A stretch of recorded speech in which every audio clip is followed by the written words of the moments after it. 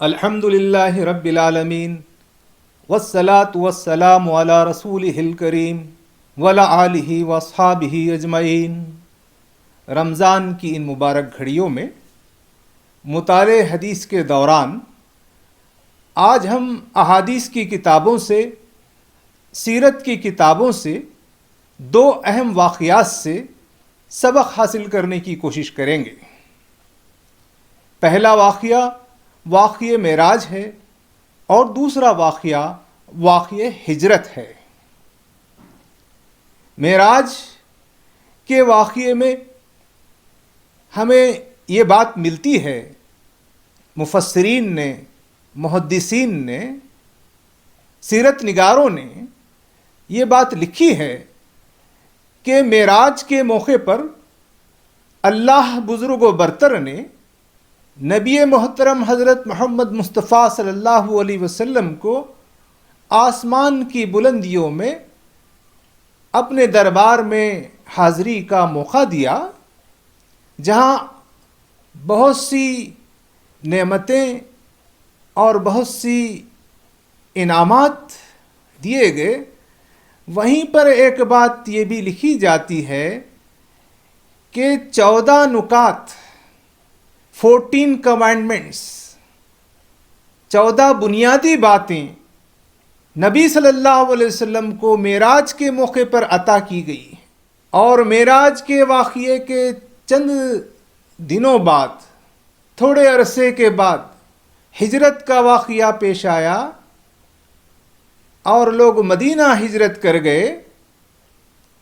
ہجرت مدینہ کے بعد وہاں جو انسانی سماج بنانا تھا، وہاں جو سماج تشکیل پانا تھا، وہاں جو ریاست کی تشکیل ہو رہی تھی، اس کے لیے کیا خاکہ ہو، کیا بنیادیں ہوں، اس کی کیا شناخت ہو، اس کو کیسے ترتیب دیا جائے، اس سماج کے نمایاں کیا پہلو ہوں، ان سب کو ان 14 نکات میں بیان کیا گیا ہے۔ یہ 14 نکات کیا ہیں؟ وہ سورہ بنی اسرائیل جس میں معراج کا ذکر ہے، اسی میں یہ 14 نکات کا بھی ذکر ہے۔ اور اسی صورت میں وہ مشہور آیات بھی ہیں جو اکثر ہم سنتے ہیں، جس میں کہا گیا ہے وَقُلْ رَبِّ أَدْخِلْنِي مُدْخَلَ صِدْقٍ وَأَخْرِجْنِي مُخْرَجَ صِدْقٍ وَاجْعَل لِّي مِن لَّدُنكَ سُلْطَانًا نَّصِيرًا وَقُلْ جَاءَ الْحَقُّ وَزَهَقَ الْبَاطِلُ إِنَّ الْبَاطِلَ كَانَ زَهُوقًا۔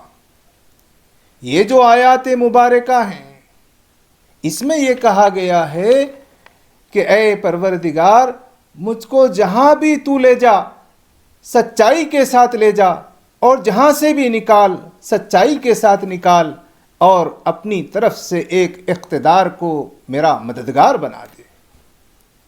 ان آیات مبارکہ میں یہ بات ملتی ہے کہ ہمیں اقتدار سے مدد فرمانے کی، سلطنت سے مدد فرمانے کی دعا نبی صلی اللہ علیہ وسلم نے کی ہے۔ اسی بات کو سمجھنے کے لیے رسول مقبول صلی اللہ علیہ وسلم کا یہ قول ہمارے سامنے رہے، جس میں کہا گیا اللہ تعالی حکومت کی طاقت سے ان چیزوں کا سد باب کرتا ہے جن کا سد باب قرآن سے نہیں کرتا۔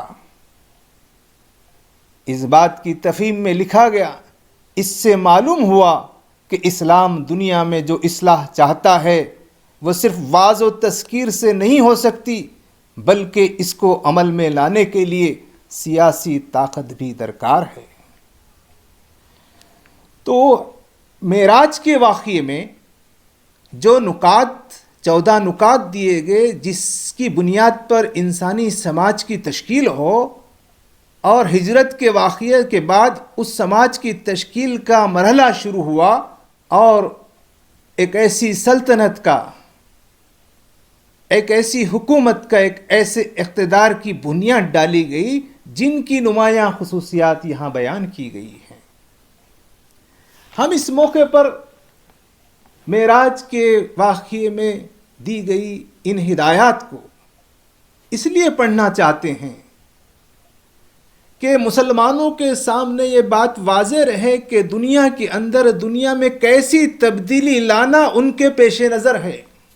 ہمیں صرف کھانے پینے کے لیے، ہمیں صرف تعمیر بلڈنگ اور دنیا سنوارنے، دنیا میں بلڈنگیں بنانے کے لیے نہیں، دنیا میں ہمیں انسانوں کے سماج کو ان بنیادوں پر تعمیر کرنے کے لیے بھیجا گیا ہے. ہمارا غیر مسلم بھائیوں میں بھی یہی تعارف ہونا چاہیے کہ یہ ان 14 نکات کے مطابق سماج کو بنانے کے لیے دنیا میں موجود ہیں. ہماری مساجد، ہمارے مدارس، ہماری جماعتیں، ہمارے حفاظ، ہمارے عالم، ہمارے صحافی، ہمارے سیاسی لیڈر، ہمارے سماجی کارکن، ان سب کے پیش نظر یہی ہونا چاہیے کہ ہم کو ایسا سماج بنانا ہے جن کی یہ بنیادیں ہیں. خاص طور پر رمضان کے اس موقع پر اور جو سورہ کا نام بنی اسرائیل، اس کا مطالعہ کرتے ہوئے یہ بات ضرور ذہن نشین رہنی چاہیے کہ ہم سے پہلے اللہ تعالیٰ نے دنیا کی امامت کی ذمہ داری، دنیا میں قیادت کی، سیادت کی ذمہ داری بنی اسرائیل کو دی تھی. اور یہ رمضان کا مہینہ، قرآن کے نازل ہونے کا مہینہ، بنی اسرائیل کو ان کے منصب سے معزول کر کے، ان کے منصب سے ہٹا کر امت مسلمہ کو، امت اسلامیہ کو اس منصب پر فائز کرنے کا مہینہ ہے، اس منصب پر انہیں استادہ کرنے کا، قائم کرنے کا مہینہ ہے. تو چونکہ یہ مہینہ رمضان کا مہینہ ہے تو مسلمانوں کو اپنی ذمہ داریوں کو یاد کرنے کا مہینہ ہے. تو ہمیں ایک ایسا سماج بنانا ہے. معراج کے موقع پر جو نصائح، جو ہدایات دی گئی ہیں، اس میں پہلی بات یہ کہی گئی ہے کہ تم لوگ کسی کی عبادت نہ کرو مگر صرف اس کی، اللہ کی. مسلمانوں کا جو سماج ہوگا اور مسلمان جو انسانی سماج بنائیں گے، زندگی کی جو نظام ہوگا، تمدن کا جو نظام ہوگا، اس کی بنیاد توحید ہوگی. اس کی بنیاد ایک اللہ کی بندگی، حکم اللہ کا، ملک اللہ کا، قانون اللہ کا، اطاعت اللہ کی، ہدایت اللہ کی، بادشاہی اللہ کی. اس کے علاوہ اور کسی کی بادشاہی اور کسی کی حکومت روا نہیں ہوگی. یہ بنیادی بات ہے جو بیان کی گئی ہے. دوسری بات جو بیان کی گئی ہے، والدین کے ساتھ نیک سلوک کرو. پہلی بات میں رب العالمین کا ذکر ہے جو سارے انسانوں کی پرورش کرتا ہے. پھر دوسری بنیاد میں فوری ماں باپ کی، والدین کی، ان کے ساتھ حسن سلوک کی تاکید ہے.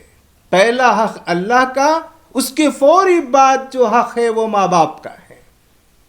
تفصیل ہے، اس میں کہا گیا ہے کہ اگر تمہارے پاس ان میں سے کوئی ایک یا دونوں بوڑھے ہو کر رہیں تو انہیں اف تک نہ کہو، نہ انہیں جھڑک کر جواب دو، بلکہ ان سے احترام کے ساتھ بات کرو اور نرمی اور رحم کے ساتھ ان کے سامنے جھک کر رہو اور دعا کیا کرو کہ پروردگار ان پر رحم فرما، جس طرح انہوں نے رحمت و شفقت کے ساتھ مجھے بچپن میں پالا تھا.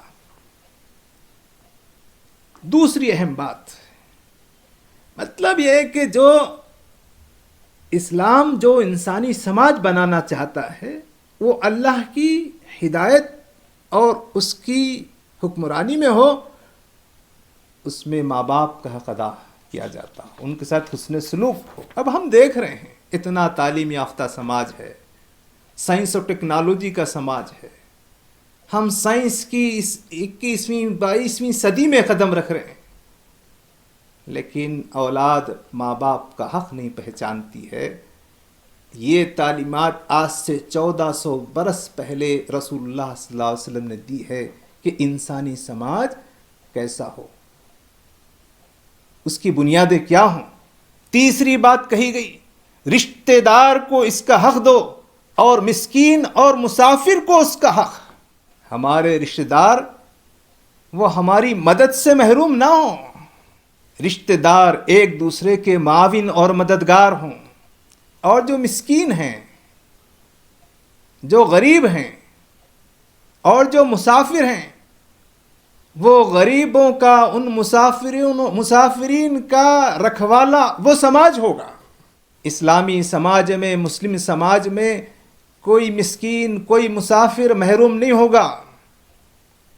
ان سب کا انتظام کرنا، دیکھ بھال کرنا اس سماج کی ذمہ داری ہے، مسلم سماج کی ذمہ داری ہے۔ اس لیے ہم دیکھتے ہیں کہ کووڈ-19 میں، جبکہ آج ہم مسلمان اسلام پر ایسے عمل پیرا نہیں ہیں، لیکن کووڈ-19 کے اس مرحلے میں ملک بھر میں، بھارت میں اتنی کمیونٹیز کے درمیان میں مسلمان غریب ہوتے ہوئے بھی، غریب کمیونٹی ہوتے ہوئے بھی، میرا خیال یہ ہے کہ سب سے زیادہ انہوں نے اپنا روپیہ، مال، اپنی جان اور مال سے انسانوں کی خدمت کرنے میں اپنا اہم رول ادا کیا ہے۔ وہ انہی تعلیمات کی برکت کا نتیجہ ہے۔ ہم کو ایسا سماج بنانا ہے جس میں رشتہ داروں کو ان کا حق، مسکین کو اس کا حق، مسافر کو اس کا حق ملے اور کوئی پریشان حال نہ ہو۔ چوتھی بات کہی گئی، فضول خرچی نہ کرو۔ فضول خرچ لوگ شیطان کے بھائی ہیں اور شیطان اپنے رب کا ناشکرا ہے۔ فضول خرچی نہ کرو۔ جو اسلامی سماج ہے، مسلم سماج ہے، اس میں اور فضول خرچی میں کوئی رشتہ نہیں ہے۔ آج ہم مسلمان اس پہلو سے کمزور ہیں۔ ایک طرف ہمارے درمیان میں غریب لوگ ہیں، کمزور لوگ ہیں، لیکن جن کو اللہ نے عطا کیا ہے وہ فضول خرچی کا شکار ہیں۔ ہمارے رسم و رواج، ہماری تقریبات، ہماری تفریحات، ہمارے پروگرام اس بات کے گواہ ہیں۔ جبکہ ہمارے مسلم سماج کی یہ شناخت ہو کہ وہ فضول خرچی نہیں کرتے ہیں۔ فضول خرچوں کے بارے میں کہا گیا ہے کہ وہ شیطان کے بھائی ہیں اور شیطان اپنے رب کا ناشکرا ہے۔ اس سے پرہیز کرنا ضروری ہے۔ پانچویں بات کہی گئی کہ جو ضرورت مند ہیں، جو حاجت مند ہیں، رشتہ دار ہیں، مسکین ہیں، مسافر ہیں، وہ اپنی حاجتوں کے لیے ہمارے سامنے دستے سوال دراز کریں اور ہمارے پاس دینے کے لیے نہ ہو تو ان کے ساتھ نرمی سے جواب دو، محبت سے جواب دو، ان کی تکریم کرتے ہوئے جواب دو۔ جھڑکنا، مسترد کرنا اور انہیں کچھ معقول بات ان سے کریں، اس سے منع کیا گیا۔ کہا گیا تم انہیں نرمی سے جواب دو۔ چھٹویں بات کہی گئی، نہ تو اپنا ہاتھ گردن سے باندھ رکھو، نہ اسے بالکل ہی کھلا چھوڑ دو۔ گردن سے باندھ رکھنے کا مطلب کنجوس، بخیل، اور کھلا چھوڑنے کا مطلب اسراف، فضول خرچی۔ جو مسلم معاشرہ ہے نہ ہی وہ بخیل ہوگا، نہ ہی کنجوس ہوگا، نہ ہی تنگ دلی کا شکار ہوگا، اور دوسری طرف نہ ہی فضول خرچی کا شکار ہوگا، اعتدال اس کا شعار ہوگا۔ ان بنیادوں پر اس معاشرے کو تعمیر کیا جائے گا۔ پھر فرمایا گیا ساتویں بات، اپنی اولاد کو غربت کے، افلاس کے اندیشے سے قتل نہ کرو، ہم انہیں بھی رزق دیں گے اور تمہیں بھی۔ در حقیقت ان کا قتل ایک بڑی خطا ہے۔ آج ہم دیکھ رہے ہیں کہ مغربی تہذیب میں، اس کی نقل کرتے ہوئے مشرقی تہذیب میں، لوگ ضبط ولادت، معنی حمل، اسقاط حمل، یہ عام ہو چکا ہے۔ لوگ اپنے تعیش کے لیے، اپنے آرام میں خلل اور مفلسی کے ڈر سے آنے والی اولاد کو قتل کر دیتے ہیں، اور اس سے بڑھ کر یہ جان کر کہ ہونے والی اولاد لڑکا ہے یا لڑکی، جب معلوم ہو جائے کہ یہ لڑکی ہے تو اس کا قتل کر دیتے ہیں۔ یہ سخت ترین گناہ ہے۔ آج مہذب سماج میں یہ موجود ہے اور اس کو تہذیب سمجھا جا رہا ہے۔ اسلامی معاشرہ افلاس کے اندیشے سے قتل کرنے سے منع کرتا ہے۔ رزق اللہ تعالیٰ دیتے ہیں اور تاریخ گواہ ہے، ہم دیکھتے ہیں کہ جہاں جہاں آبادی بڑھتی ہے رزق اور وسائل رزق بڑھتے جاتے ہیں۔ 8ویں بات کہی گئی، زنا کے قریب نہ پھٹکو، وہ بہت برا فعل ہے اور بڑا ہی برا راستہ ہے۔ یہاں جو کہا گیا ہے زنا کے قریب بھی مت پھٹکو، مطلب جو زنا کے لیے محرکات ہیں، جو زنا کے لیے اسباب بنتے ہیں، ان سب سے منع کیا گیا ہے۔ آج ہم دیکھ رہے ہیں کہ آج جو انسانی معاشرہ ہے، مہذب معاشرہ ہے، وہاں زنا کے لیے راستے ہموار ہیں۔ یہ جو فلمیں ہیں، یہ جو ڈرامے ہیں، یہ جو ننگا لٹریچر ہے، یہ جو انٹرنیٹ کی جو ٹیکنالوجی ہے، اور یہ جو فلمیں ہیں، اور یہ جو کھانا پینے ہیں، ان اسباب کی جو فراہمی ہے، وہ سب انسان کو زنا اور برائیوں کے قریب کرتی ہیں۔ اسلامی معاشرہ، انسانی معاشرہ وہ معاشرہ ہے وہاں جائز حدود میں نکاح کے پورے مواقع موجود ہیں، لیکن زنا یہ اس سے سخت پرہیز۔ تو یہ معاشرہ اسلامی تعلیمات میں کوئی مہذب معاشرہ نہیں ہے جہاں زنا عام ہو، زنا کے اسباب عام ہوں، زنا کے محرکات ہر جگہ موجود ہوں۔ اس معاشرے کو بدلنا، ایسا معاشرہ بنانا کہ جہاں انسان زنا کے قریب نہ پھٹکے، ان کے محرکات کو ختم کرنا، ان کے اسباب کو ختم کرنا، اور ایسے اسباب پیدا کرنا کہ حلال طریقے سے، جائز طریقے سے، قانونی طریقے سے، فطرت کے مطابق طریقے سے انسان اپنی شہوانی خواہشات کی تکمیل کر سکے۔ یہ ہماری ذمہ داری ہے۔ فرمایا گیا 9ویں بات کہ قتل نفس کا ارتکاب نہ کرو، کسی کو حق نہیں ہے قتل کرنے کا۔ انسان کی جان کا احترام، نہ اپنے آپ کو قتل کرو، نہ دوسروں کو قتل کرو۔ خودکشی حرام ہے، دوسروں کا قتل حرام ہے۔ آج قتل و غارت گری عام ہے۔ ہم آج کے سماج کو سب لوگ ایک ترقی یافتہ مہذب معاشرہ سمجھ رہے ہیں، جبکہ اس میں قتل عام ہے، خودکشی عام ہے۔ ایک ایسا سماج بنانا ہے جس میں خودکشی کوئی نہ کرے، اس کے لیے زندگی آسان ہو، اور دوسروں کا قتل ایک انسان کا قتل انسانیت کا قتل ہے۔ ایک انسان کی جان کا تحفظ انسانیت کا تحفظ ہے۔ یہ باتیں، یہ تعلیمات میں بتائی گئی ہیں۔ 10ویں بات، مال یتیم کے پاس نہ پھٹکو مگر احسن طریقے سے، یہاں تک کہ وہ اپنے شباب کو پہنچ جائے۔ یتیم کا رکھوالا، نبی صلی اللہ علیہ وسلم نے یتیم کی پرورش کرنے والوں کی بڑی تعریف کی ہے۔ ہر گھر میں یتیم بچے کی پرورش کا سامان ہو۔ ہم مسلم سماج کو، انسانی سماج کو ایسے بنائیں کہ ہمارے گھروں میں ہم یتیم بچوں کی اپنے بچوں کے ساتھ پرورش کرنے کے لیے آمادہ ہوں، اور ان کے مال کا تحفظ ہو، ان کے مال میں افزائش ہو۔ جب وہ شعور کو پہنچ جائے، ان کا مال ان کو حوالے کر دیا جائے۔ 11ویں بات کہی گئی، عہد کی پابندی، ٹریٹی، کنٹریکٹ، معاہدہ، اس کی پابندی، یہ ہمارے فرد کی زندگی کا بھی اور مسلم سماج کی زندگی کا ایک نمایاں پہلو ہے۔ فرمایا بے شک عہد کے بارے میں تم کو جواب دہی کرنی ہوگی۔ 12واں پہلو ہے پیمانے سے دو تو پورا بھر کر دو اور تولو تو ٹھیک ترازو سے تولو. یہ اچھا طریقہ ہے. آج بھی اس مہذب سماج کو ہم دیکھ لیں. ہم جس ملک میں ہیں، جس دنیا میں رہ رہے ہیں، پیمانے سے دو تو پورا بھر کر دو، تولو تو ٹھیک ترازو سے تولو. اب ملاوٹ، جھوٹ، ناپ تول میں کمی اور ایک مال کے بجائے دوسرا مال، اس سب کو لوگ ہوشیاری، عقل مندی اور ہنر سمجھ رہے ہیں. یہ انسانی سماج نہیں ہے.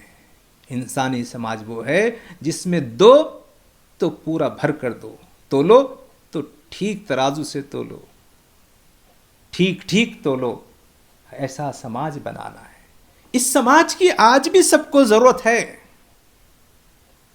آج بھی زمانہ ایسے سماج کا، ان تعلیمات کا محتاج ہے. فرمایا گیا 13واں نکتہ، کسی ایسی چیز کے پیچھے نہ لگو جس کا تمہیں علم نہ ہو. یقیناً آنکھ، کان اور دل سب ہی کی باز پرس ہونی ہے. انسانی معاملات میں، کاروبار حیات میں، معاشرے کے اندر ٹوہ میں لگنا اور ایسی چیزوں کے پیچھے پڑنا جس سے سماج تباہی کا شکار ہو، اس سے منع کیا گیا ہے. ایسا علم، ایسی تحقیق، ایسی ایجادات، ایسے انکشافات جس سے سماج کو نفع پہنچانا ہو، ان سب کی گنجائش ہے.